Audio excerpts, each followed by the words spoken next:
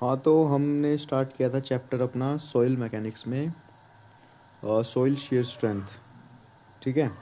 तो ये उसकी पिछले लेक्चर की अगर आपको पीडीएफ चाहिए तो आप ये वाला चैनल जो है टेलीग्राम पर, उसको ज्वाइन कर सकते हैं। ये हमारा चैनल है।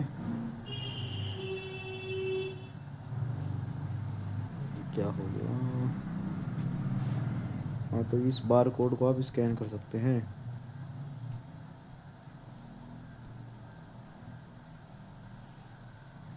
ठीक है, सिविल इंजीनियरिंग के नाम से है ये। इंजीनियर सिविल ग्रुप में लिंक इसमें व्हाट्सएप में वो डाल रखा है, सॉरी यूट्यूब पर चैनल के डिस्क्रिप्शन में इसका लिंक मिल जाएगा आपको, या फिर आप बारकोड स्कैन भी कर सकते हैं ये वाला।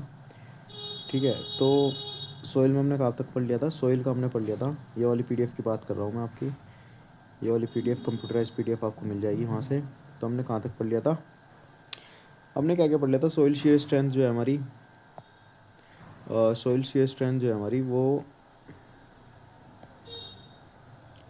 हम देख रहे थे। शेयर स्ट्रेंथ किस किस पर डिपेंड करती है, क्या है, क्या चक्कर है। ठीक है साहब?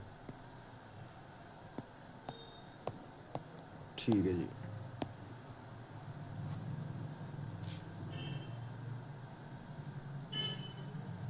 ये सब चीज़ हम देख रहे थे। कहाँ तक हमने पढ़ लिया था? किस किस कारण से हमारे रेजिस्टेंस आता है, कोइजन, इंटरलॉकिंग, फ्रिक्शन रेजिस्टेंस, इन कारणों से आता है। अपेरेंट कोइजन हमने देख लिया था। फिर ट्रू कोइजन देखा था हमने। ठीक है। अपेरेंट कोइजन को हमने डिटेल में देखा था। ठीक है। इसमें हमने देखा था कैपिलरिटी। कैपिलरिटी क्या होता है, इसका डायग्राम यहाँ पे दे रखा है। ठीक है जी। और पोर वाटर प्रेशर का भी, और शेयर हमारी, शेयर में फेल होती है सॉइल, इसका डायग्राम है। ठीक है। ये पोर वाटर का डिटेल में बता रखा है स्लाइड में, फेल हो रही है हमारी सॉइल। ठीक है। ये कुछ एमसीक्यूज़ हैं, आप जो हैं दे सकते हैं, अटैम्प्ट कर सकते हैं, जिससे आपका रिवीजन और प्रैक्टिस अच्छे से हो जाएगी। तो उसका लेक्चर 2 स्टार्ट करते हैं आज। तो ये हमारी पीडीएफ है, आपको टेलीग्राम पे मिल जाएगी। ऐसी सारी पीडीएफ हैं, सभी जितने भी वीडियोज़ हैं इनकी सभी की पीडीएफ टेलीग्राम पे है। तो अपना लेक्चर 2 स्टार्ट करते हैं आज। लेक्चर 2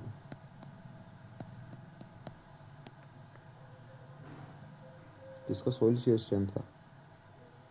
ठीक है जी। तो क्या देख लेते हैं?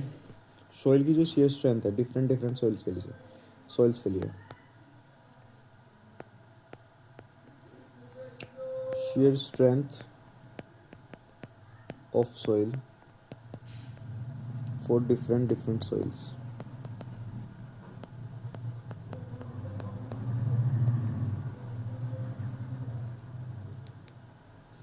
क्या क्या हो सकता है? सबसे पहले अगर हम देखें क्ले। क्ले क्ले क्या है? क्ले की जो शेयर स्ट्रेंथ है डिपेंड्स किस पे करती है? शेयर स्ट्रेंथ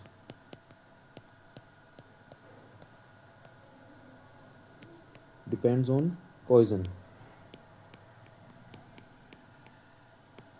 किस पे करती है? कोइजन पर। ठीक है। Cohesion only. किसकी बात करें यहाँ पे? For highly plastic, highly plastic clay. ठीक है जी। हाईली प्लास्टिक जो हमारी क्ले होगी, उसमें उसकी जो शेयर स्ट्रेंथ है डिपेंड करेगी कोइजन पर। ठीक है साहब? दूसरी हमारी कौन सी soil? Coarse soil. Coarse soil की जो, या फिर कोइजन less,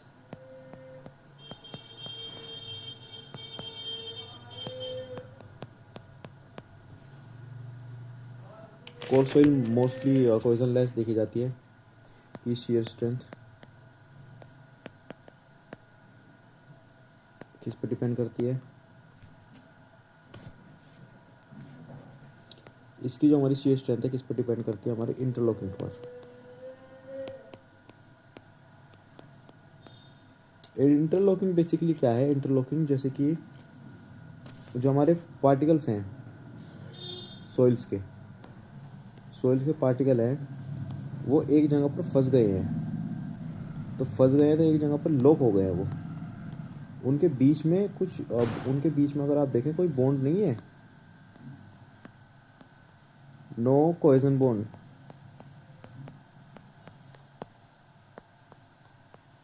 between particles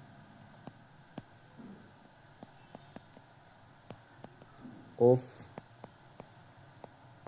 course soil. इनके जो मॉलिक्यूल्स हैं इनके बीच में वो नहीं है, क्या बोलते हैं उसको, बॉन्ड नहीं है कोई, बट ये एक जगह पर फंस गए हैं, इकट्ठा होकर फंस गए हैं, ये इंटरलॉक हो गए हैं। तो ये फिनोमेना क्या कहेगा हमारा, इंटरलॉक, इंटरलॉकिंग हो गई इनके आपस, यहीं पे ही रुक कर सिमट गए हैं, ये यहीं पर फंस गए हैं, तो हमारा फिनोमेना कहलाएगा इंटरलॉकिंग। ठीक है साहब, बट इनके बीच में कोई बॉन्ड नहीं है, बस ये फंसे हुए हैं, जैसे ही इनको स्पेस मिलेगा ये भाग जाएंगे एक दूसरे से दूर। ठीक है जी,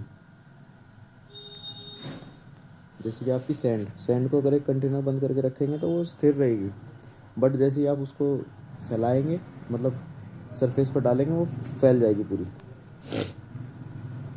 ठीक है, तो जो हमारे कोई सिर्फ कोर्स सॉइल है, जिसको कोइजन सॉइल होती है मोस्टली कोर्स सॉइल, तो उसकी जो शेयर स्ट्रेंथ डिपेंड करती है इंटरलॉकिंग पर एंड फ्रिक्शन पर, एंड फ्रिक्शन पर। ठीक है, इंटरलॉकिंग को स्ट्रक्चरल रेजिस्टेंस भी कहते हैं, इंटरलॉकिंग को स्ट्रक्चरल रेजिस्टेंस, वो मैंने पहले फ्रिक्शन में बता दिया था, बट इंटरलॉकिंग को कहते हैं स्ट्रक्चरल रेजिस्टेंस।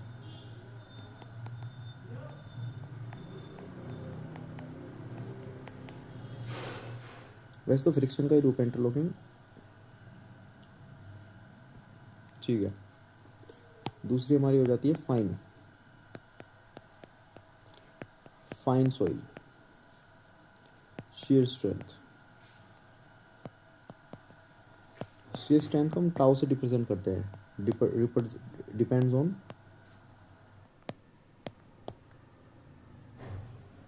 किस पर डिपेंड करती है ये, इसके अंदर कोइजन तो होगा, जैसा आपने क्ले में देखा, क्ले क्या है, फाइन सॉइल है, तो एक तो किस पर करेगी, फ्रिक्शन पर करेगी। इंटरलॉकिंग आपको सिर्फ उसमें दिखेगी जिसमें कोइजन नहीं हो, कोइजन किस में नहीं होगा, कोर्स सॉइल में।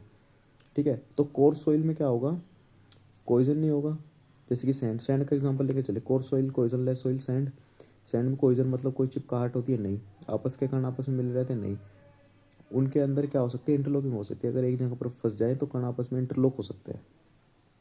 बट फाइन में क्या हो सकता है, फाइन में आप क्ले का एग्जांपल लेके चलें, क्ले के अंदर क्या होती है, पार्टिकल्स के बीच में आपस में जुड़े रहने की क्या रहती है, शक्ति रहती है, जिसको क्या कहते हैं, कोइजन कहते हैं। तो एक तो फ्रिक्शन के कारण स्ट्रेंथ आएगी एंड कोइजन। फाइन का नाम जैसे सुने आपके दिमाग में कोइजन आना चाहिए, फ्रिक्शन एंड कोइजन। ठीक है, सिल्ट की बात करें, सिल्टी क्ले, shear स्ट्रेंथ किस पर डिपेंड करती है, कोइजन विथ फ्रिक्शन, ये वही बात हो गई।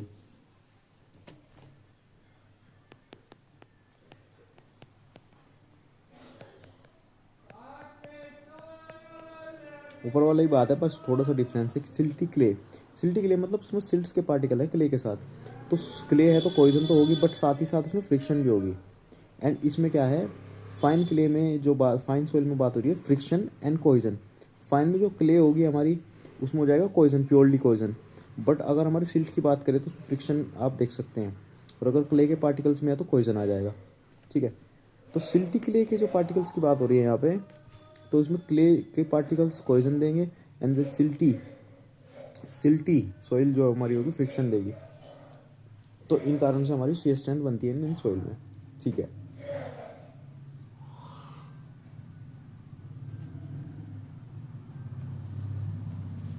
तो ये हमने देख लिया। ठीक है साहब, अब क्या देखते हैं,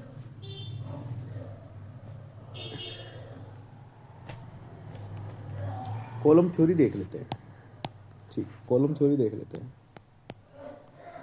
कॉलम्स।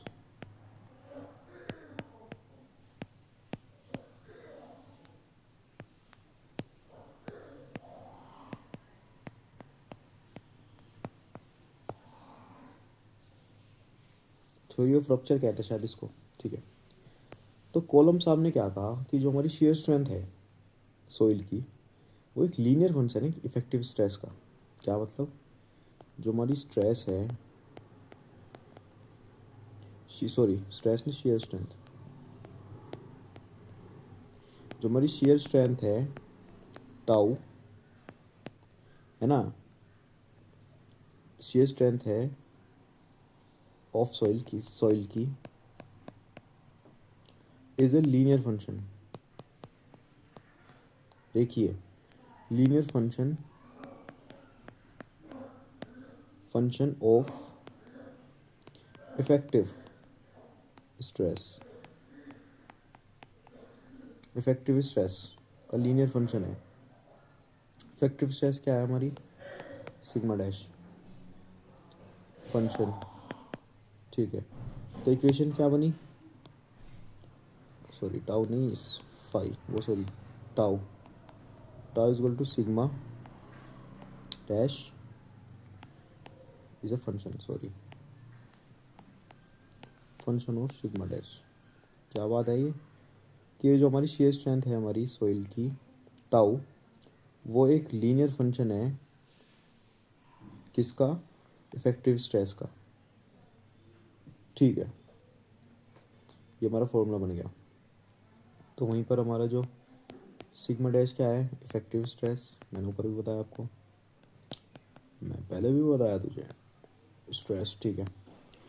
फंक्शन सिग्मा डैश ये क्या होगा, फंक्शन ऑफ इफेक्टिव स्ट्रेस, ठीक है जी। राइटिंग मैं समझाने पे ध्यान दे रहा हूँ, राइटिंग पे नहीं, क्योंकि मैं ऑलरेडी पीडीएफ आपको दे देता हूँ टेलीग्राम पर, तो आप वहाँ से पीडीएफ साफ साफ कंप्यूटराइज फॉर्म में देख सकते हैं, ठीक है। टाउ क्या है हमारा, शेयर स्ट्रेंथ, और वो इसी फॉर्मेट में है बिल्कुल जिस फॉर्मेट में मैं पढ़ा रहा हूँ, बल्कि कुछ अलग से ऐड ऑन ही है उसमें। शेयर स्ट्रेंथ ऑफ सॉइल, ठीक है। तो रिलेशन देख लेते हैं अपना,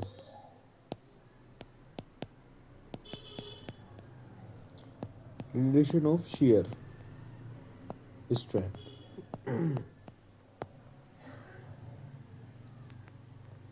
ठीक है जी।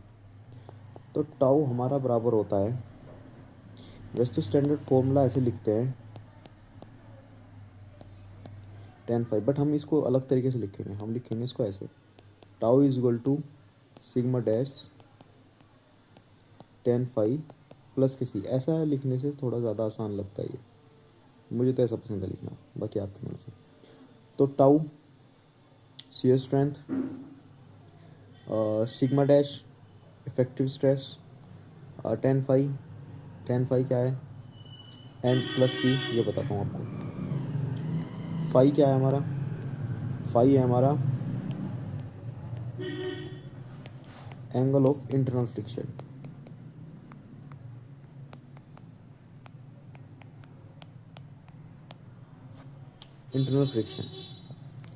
दूसरा सी क्या है हमारा, दूसरा हमारा सी है अपेरेंट कोइजन,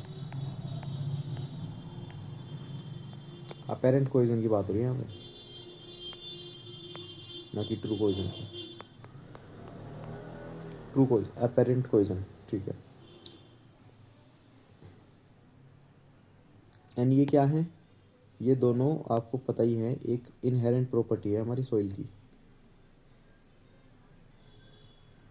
इनहेरेंट नहीं sorry, not a inherent property of soil.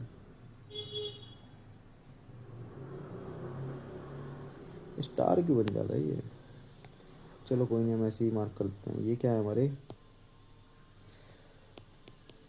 It is not a inherent property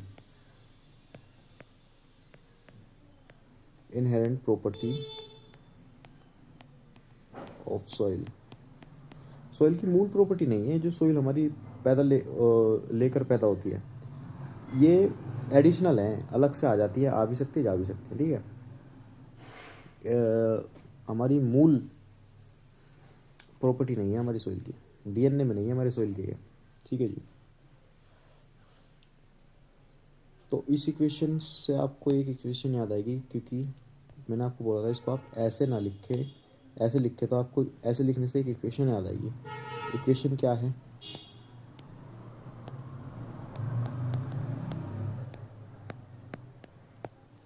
equation है आपकी y is equal to M plus C, M x plus C equation. अब आपको कुछ याद आया?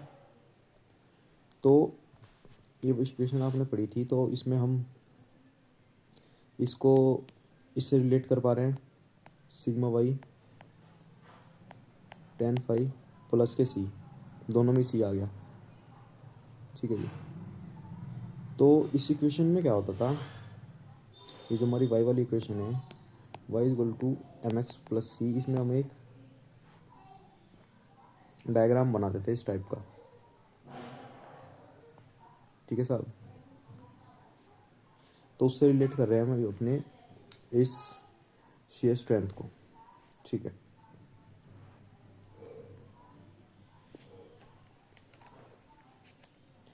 इक्वेशन बता दी, बट मैं अभी आपको डायग्राम समझाने से पहले मैं आपको ये जो आपको इनहेरेंट प्रॉपर्टी बताई इनके बारे में समझाना चाहूँगा। तो पहले तो मैंने आपको इनहेरेंट प्रॉपर्टी बता दी, आपको अपेरेंट कोहेजन। दूसरी इनहेरेंट प्रॉपर्टी जो हमारी है फाई, उसके बारे में आपको मैं डिटेल में बताना चाहूँगा, कि फिर आपकी जो अंडरस्टैंडिंग है वो बहुत अच्छी हो जाएगी डायग्राम को समझने में, ठीक है। मैं देख लेता हूँ कहाँ पे है, एंगल ऑफ इंटरनल फ्रिक्शन, ठीक है। तो न्यू हेडिंग डालते हैं ग्राफ्स को समझने से पहले, एंगल ऑफ इंटरनल फ्रिक्शन। किसकी बात हो रही है यहाँ पे? फाई की। फाई की जो वही ऊपर इनहेरेंट नॉट इनहेरेंट प्रॉपर्टी हमारी फाई, इसकी बात कर रहे हैं, इसको डिटेल में समझते हैं। ये तो मैंने आपको बता दिया था, अपेरेंट कोहेजन कैपिलरिटी के कारण, है ना, पार्सली सैचुरेटेड सॉइल में कैपिलरिटी के कारण कंप्रेशन, टेंशन, ये सब मैंने आपको डिटेल में बताया था। टेम्परेरी प्रॉपर्टी, ठीक है। अब मैं आपको बता देता हूँ angle of internal friction phi, phi के बारे में बता देता हूँ, ठीक है। और इसको इसका एक और नाम है एंगल ऑफ रिपोज।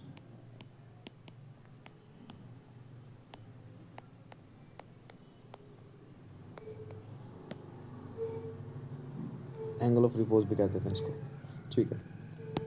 एग्जांपल से समझते हैं, ये हमारा कोई सरफेस है, सरफेस है, ठीक है जी। अब इस सरफेस पे मैंने कोई बॉडी रख दी, ये मैंने कोई बॉडी रख दी, ये क्या हो गया?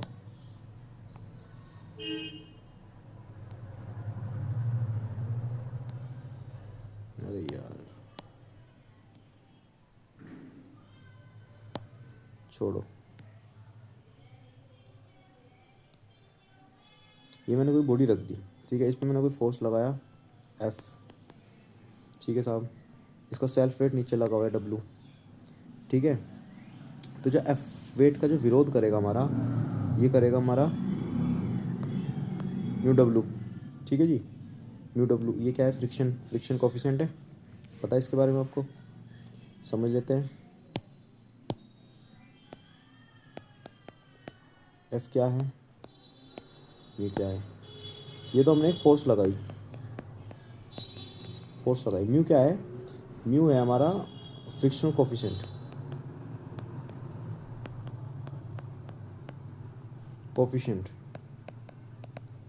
ठीक है। ये क्या होता है? ये वेरिएबल होता है, चेंजेबल होता है, वेरिएबल होता है, बदलता रहता है,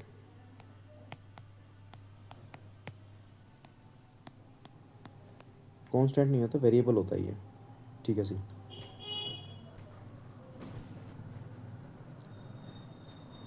तो जब मैंने फ्रिक्शन फोर्स लगाई,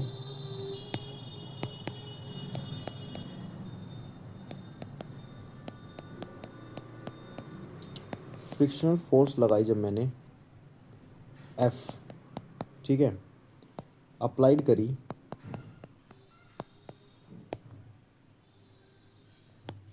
तो क्या हुआ, एफ का जो विरोध करा गया किसके द्वारा करा गया, म्यू डब्ल्यू,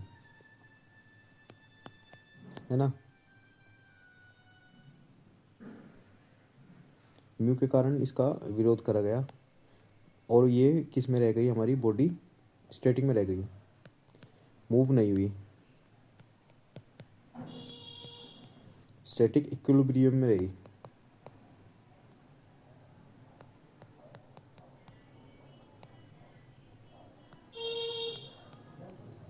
स्टैटिक इक्विलिब्रियम में हमारी बॉडी रही, ठीक है।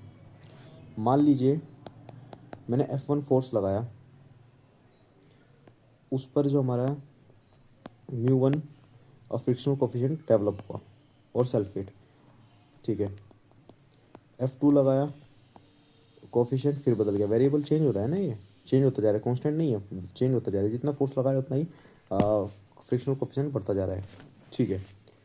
फिर मैंने तीसरा फोर्स लगाया, फिर भी हमारा जो है फ्रिक्शनल कोफिशिएंट फिर बढ़ गया, चेंज हो गया, वेरिएबल चेंज हो गया, ठीक है। फिर इसने बॉडी को मूव नहीं होने दिया। बॉडी अभी तक क्या है, जो हमारी बॉडी है, body is in static equilibrium, मतलब विराम अवस्था में ही है बॉडी अभी तक।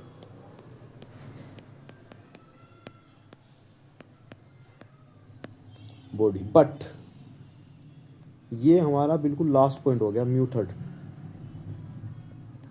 माना, म्यू थर्ड जो था हमारा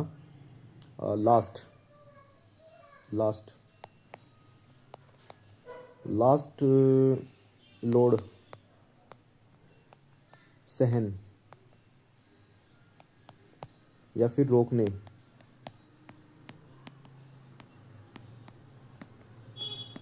की कैपेसिटी थी,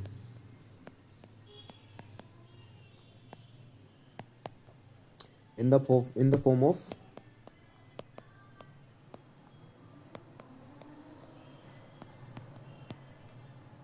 frictional coefficient।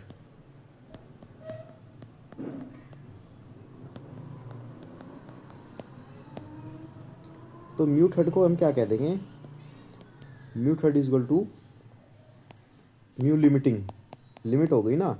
अब इससे ऊपर अगर 1% हमारा अधिक लोड लगा तो हमारी बॉडी क्या हो जाएगी, स्टैटिक से मूव हो जाएगी, काइनेमेटिक में चली जाएगी, मूव हो जाएगी बॉडी, ठीक है। तो म्यू थ्री हमारा क्या मान लिया हमने, लिमिट मान ली, लिमिट। तो जो हमारे जिस फोर्स पर हमारा म्यू लिमिटिंग आया वो हमारा क्या होगा, मैक्सिमम फोर्स। वह मैक्सिमम फोर्स जिस पर हमारी म्यू की जो वैल्यू है लिमिट बन जाती है, लिमिटिंग फ्रिक्शनल कोफिशिएंट बन जाती है W वेट के साथ,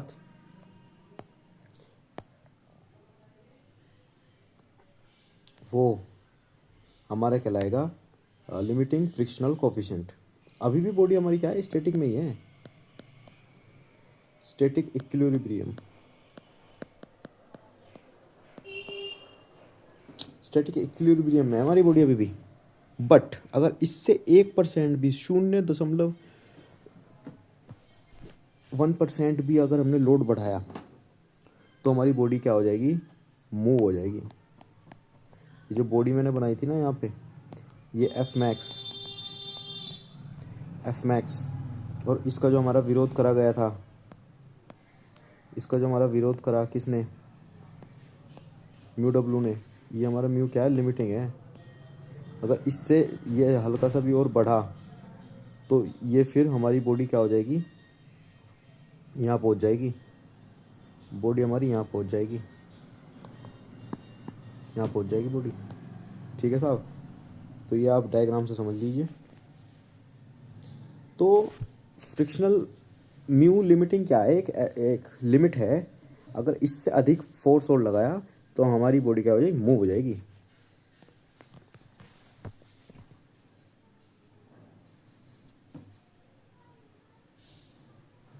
अब हम इस टर्म को सॉइल से रिलेटेड कैसे करें, सॉइल से रिलेट क्या करती है हमारी ये बात। ठीक है, इस टर्म को सॉइल से रिलेट करते हैं अब।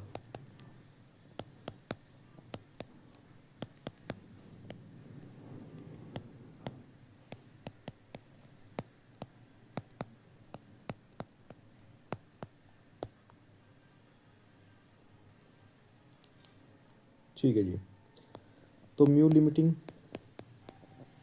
फ्रिक्शनल कोफिशिएंट आपको पता है मैंने, एफ मैक्स है ना हमारा, बराबर म्यू इंटू डब्लू था, तो डब्लू उसके नीचे चला जाएगा। ठीक है, एफ के एफ मैक्स अपॉन में डब्लू, डब्लू क्या था, सेल्फ वेट, और इसी को ही हम क्या बोलते हैं, टेन फाइव। किसको बोलते हैं, म्यू को। म्यू को हम टेन फाइव के रूप में भी रिप्रेजेंट करते हैं, आपने जब 11वीं में पढ़ा होगा ये वाला कॉन्सेप्ट। ठीक है, तो मतलब म्यू क्या है हमारा, mu limit, mu limiting is equal to tan phi, इसको टेन फाइव भी बोलते हैं। ठीक है, और टेन फाइव ही हमारी क्या है, angle of internal friction. Angle of internal friction हमारा क्या है, फाइव। इसी के बारे में तो हमें जानना था। तो हमारी सॉइल का वह लास्ट पॉइंट, वह लास्ट पॉइंट या फिर एंगल या कंडीशन जिस पर, जिसके बाद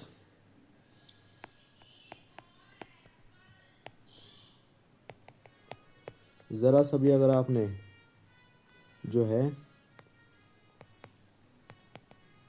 अधिक फोर्स लगाई, बढ़ाई, तो हमारी बॉडी क्या हो जाएगी,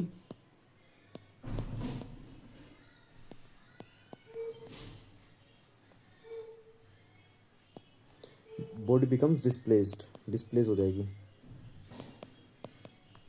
मूव हो जाएगी, काइनेमेटिक में चली जाएगी।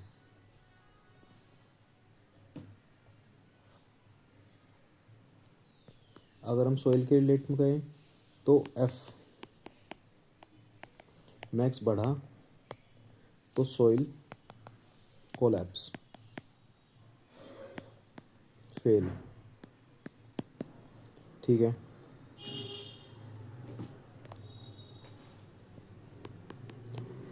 एफ मैक्स वह वैल्यू है जिस पर हमारा सॉइल जितने एंगल पर इंटरनल फ्रिक्शन, वह इंटरनल फ्रिक्शन एंगल है।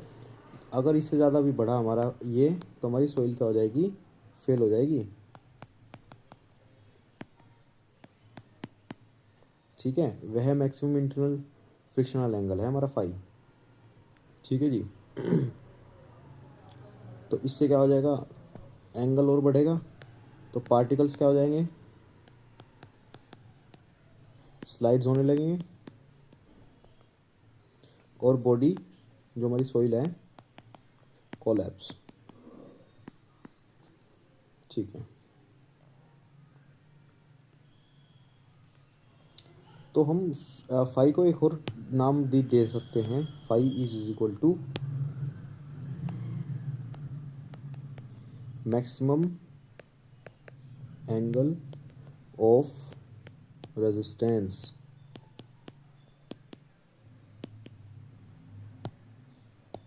मैक्सिमम एंगल ऑफ रेजिस्टेंस बोल सकते हैं हम अपने फाई को। इसका क्या नाम बताया था मैंने, एंगल ऑफ इंटरनल फ्रिक्शन हमारा फाई, और फाई हमारा जो है फाई उसमें म्यू लिमिटिंग आना है इसमें, तो म्यू मैक्स या फिर म्यू लिमिटिंग भी आप कह सकते हैं इसको, म्यू लिमिट अगर आप इसको कहें। तो म्यू लिमिट हमारा क्या है, मैक्सिमम एंगल है, वह मैक्सिमम एंगल है जो हमारी सॉइल रेजिस्ट कर सकती है। मैक्सिमम एंगल ऑफ रेजिस्टेंस, वह मैक्सिमम एंगल जो हमारी सॉइल रेजिस्ट कर सकती है। इससे ज़्यादा एंगल बढ़ा, इससे ज़्यादा अगर फोर्स लगाएंगे, इससे ज़्यादा एंगल बढ़ेगा, तो हमारी सॉइल कोलैप्स हो जाएगी, स्लाइड हो जाएंगे पार्टिकल्स एक दूसरे के ऊपर।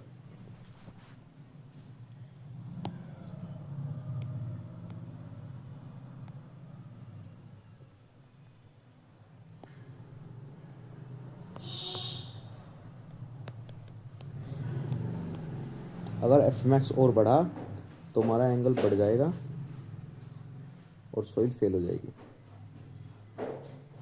ठीक है जी। तो tan phi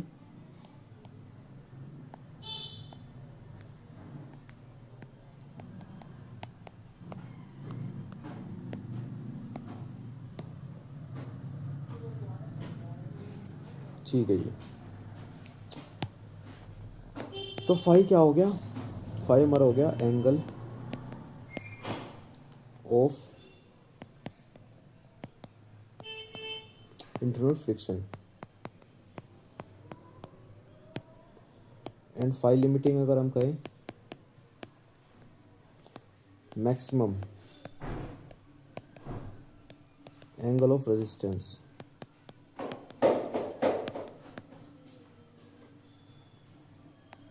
of internal friction.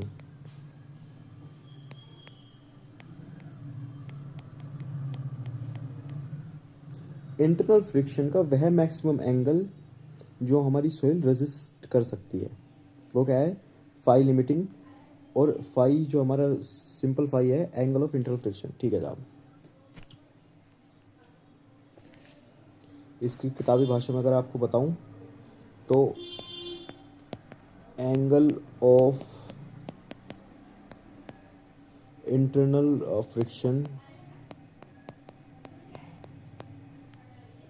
Is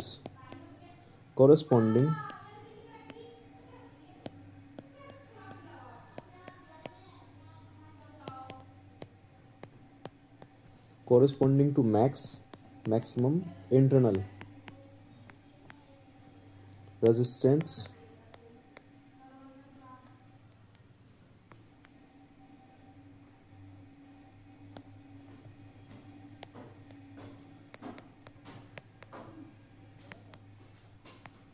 of soil. Angle of internal friction is corresponding to maximum internal resistance friction। ये हमारी किताबी भाषा हो गई। ठीक है। तो वो हम अपना पिछले पेज पे दोबारा चलते हैं, क्या बात चल रही थी। तो अब डिफरेंट सॉइल्स के लिए जो है हम अपना शेयर स्ट्रेंथ देख लेते हैं। ठीक है।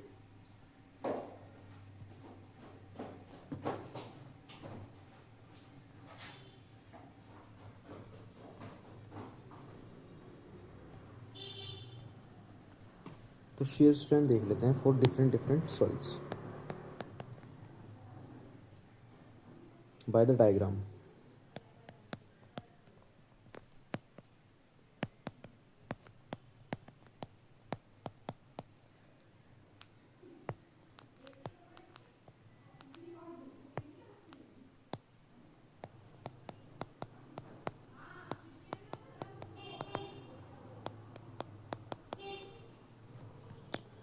Bye diagrams.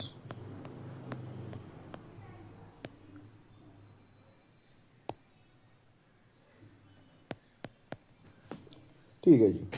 तो केस 1 देख लेते हैं पहले। केस 1 इसमें क्या हुआ,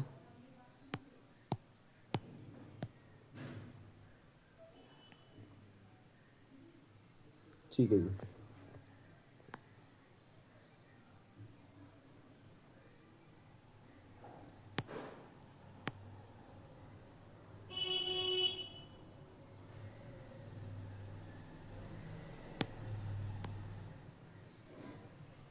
ठीक है, ये हमारा सी हो गया। ऊपर बढ़ रहा है हमारा टाउ, इधर ज़्यादा जा रहा है हमारा सॉरी सिग्मा डैश। इधर से एक इंक्लाइन एंगल जा रहा है हमारा ये, इसको अगर हम डैश डैश करके दिखाएं ये एंगल बनेगा हमारा फाई। ठीक है साहब।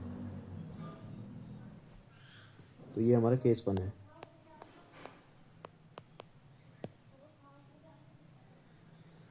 तो केस 1 में क्या बात हो रही है, सी कोइजन है हमारा, मतलब सॉइल में हमारा कोइजन है। ठीक है। Tau sigma and angle of internal friction भी है। तो मतलब ये तीनों चीज़ है हमारी इसमें। क्या क्या है? Tau is equal to sigma dash tan phi plus के सी, ये तीनों चीज़ हैं हमारी इस वाली केस में। तो कौन सी सोइल हो सकती है हमारी? ये हमारी हो जाएगी मिक्स्ड सोइल।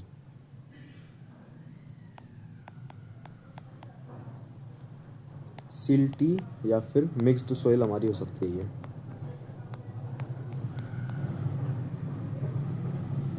जो कि कोइसिव है।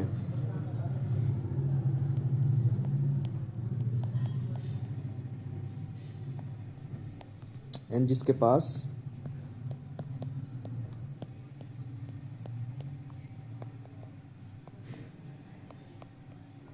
फ्रिक्शनल रेजिस्टेंस भी है इसमें। तो इसमें हमारा क्या होगा?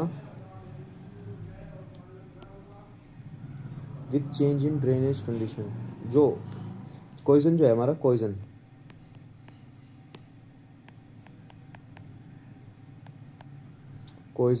विल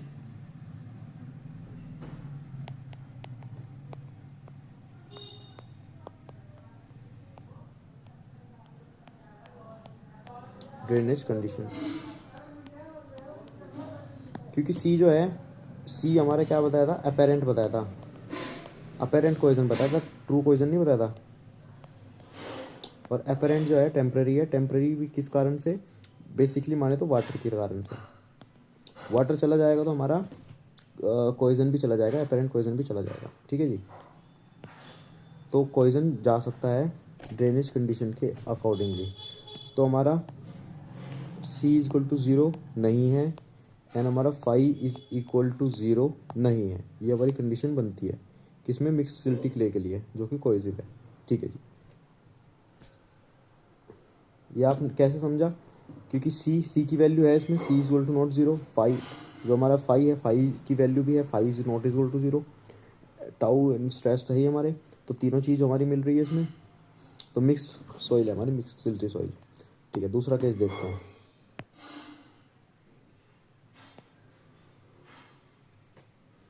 दूसरा केस देखते हैं हमारा।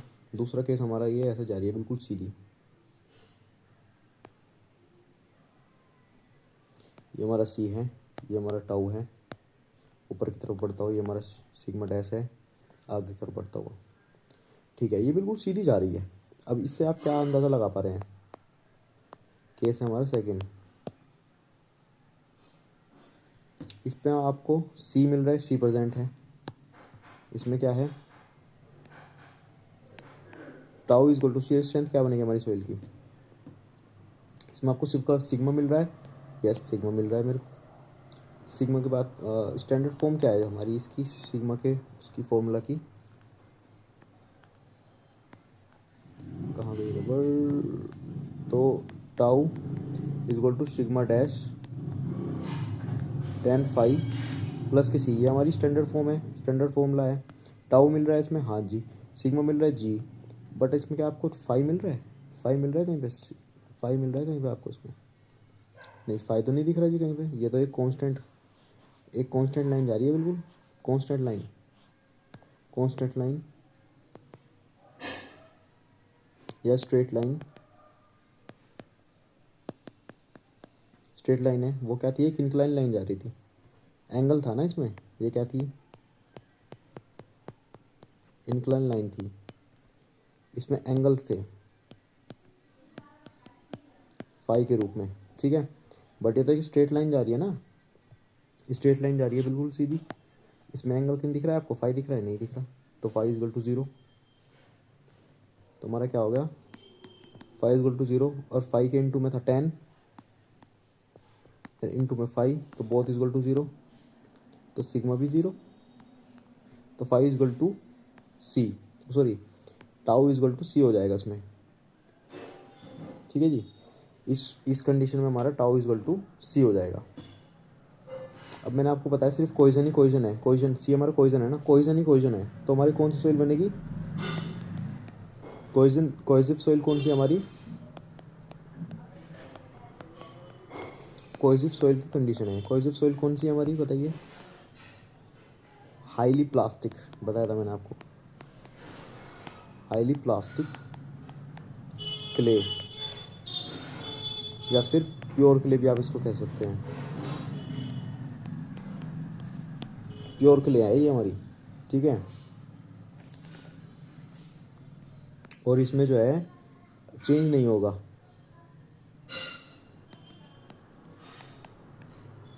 No change in drainage condition.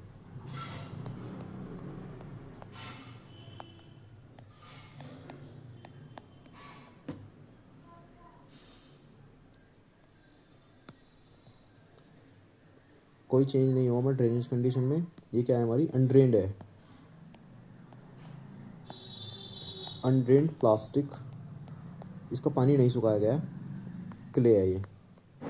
और ये काफ़ी इंपॉर्टेंट भी बन जाती है, इसको मैं आपको बताऊंगा इंपॉर्टेंट क्यों बनती है, अभी आगे आप समझेंगे। बड़ी इंपॉर्टेंट है ये, इस फिनोमेना को समझना।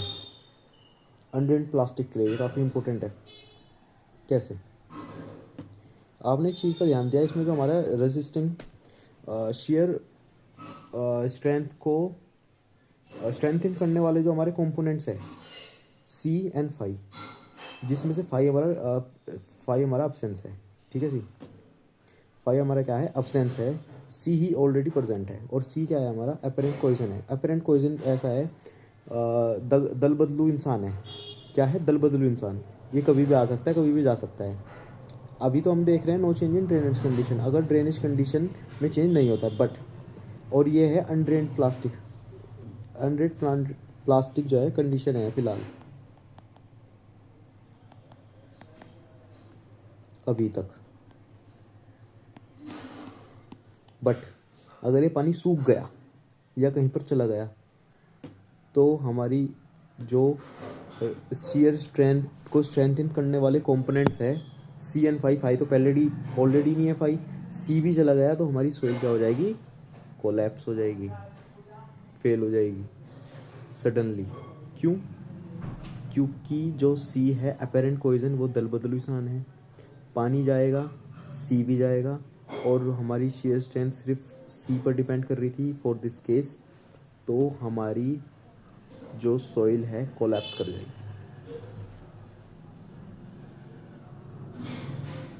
अगर पानी हटा दिया,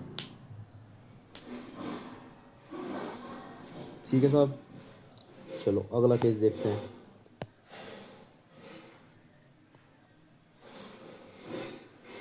अगले केस में क्या है, एक इंक्लाइन लाइन जा रही है सीधी ओरिजिन से, और इस पर अगर मैं एक एंगल बना के देखूं, एंगल फाई साहब आ गए हमारे, टाउ ऊपर की तरफ, सिग्मा डैश आगे की तरफ, ठीक है जी। तो इसमें हमारा क्या क्या दिख रहा है, tau is equal to shear strength, हमारी shear strength component sigma dash है क्योंकि टेन फाइव भी है, प्लस के सी कहीं दिख रहा है आपको, सी यहाँ पे होता है, सी कहीं दिख रहा है, नहीं है सी है ही नहीं इसमें, तो सी इसमें नहीं है, तो क्या फॉर्मूला बन जाएगा, sigma sorry tau is equal to sigma dash tan phi. ये डायरेक्ट फॉर्मूला पूछ सकते हैं आपको कि ये हमारी, ये पूछ लेंगे कि जो हमारी अनड्रेड प्लास्टिक हाईली प्लास्टिक क्ले है उसके लिए डायग्राम को फोटो दे देंगे, वो बताए कौन सी है, या फिर ये पूछ लेंगे फॉर्मूला क्या बनेगा। तो ये डायरेक्ट क्वेश्चन आ सकते हैं आपको इसमें से, ठीक है। तो टाउ जो हमारा tau is equal to sigma dash tan phi का फॉर्मूला बनेगा, इसमें कौन सी क्ले बनेगी, ये हमारी कोहेजन लेस सॉइल बनेगी।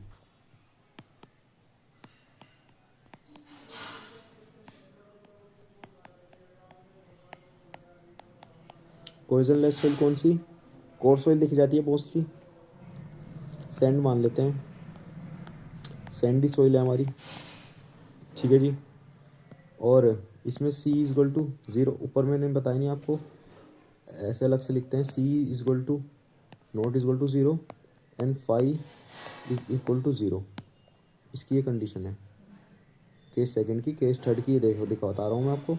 सी इज इक्वल टू ज़ीरो हो गया हमारा, and phi is not is equal to zero, क्योंकि फाइव तो प्रेजेंट है ना हमारे इसमें, एंगल जा रहा है, देखा आपने।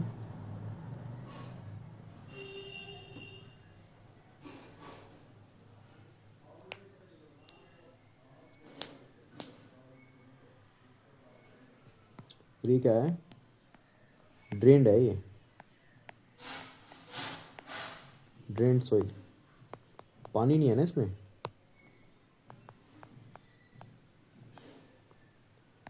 सो नो कोइजन, मतलब कोइजन नहीं है तो पानी भी नहीं होगा, मतलब पानी नहीं है तो कोइजन भी नहीं होगा, क्योंकि अपेरेंट कोइजन है वो पानी के कारण आता है। सूखी मिट्टी है तो सैंडी सॉइल। ठीक है, ये 3 केस थे, मैंने आपको ढंग से समझा दिए। और इसमें जो है एक और बेसिक बात मैं आपको बता दूं,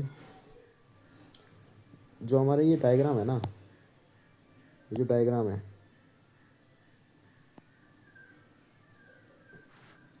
इसमें जैसे अगर हम स्टैंडर्ड वाला देखें, एक स्टैंडर्ड वाला देखें, मिक्स सॉइल के लिए देखें,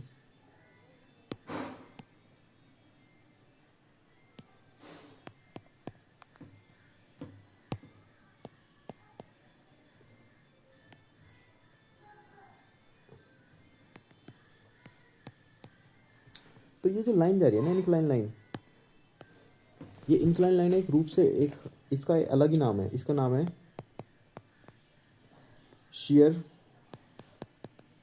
स्ट्रेंथ या फिर फेलियर। फेलियर क्या, एनवलप, लिफाफा है एक तरह का लिफाफा, एनवलप है ये। इसका नाम क्या है, शियर स्ट्रेंथ एनवलप या फिर फेलियर एनवलप। इसकी बात हो रही है यहाँ पे, इस इंक्लाइन लाइन की, ये वाली इंक्लाइन लाइन जा रही है जो, ठीक है पूरी। तो इसके अंदर जितना भी हमारा सोइल है, जितनी स्ट्रेस है, वो हमारी क्या कहलाएगी, सेफ है।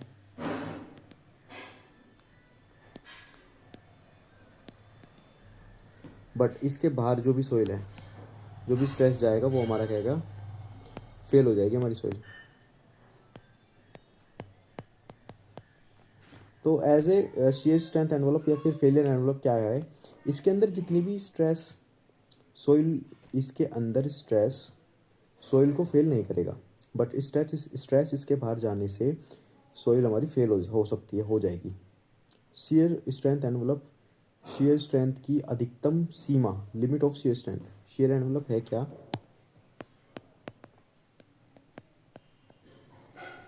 अब पता चल रहा है पढ़ा बोलते हुए कितनी प्यास लगती है।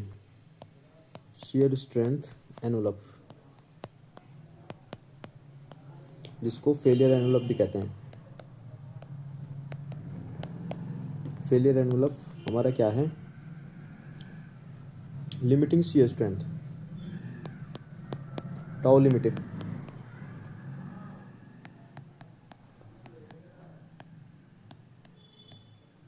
Limiting shear strength.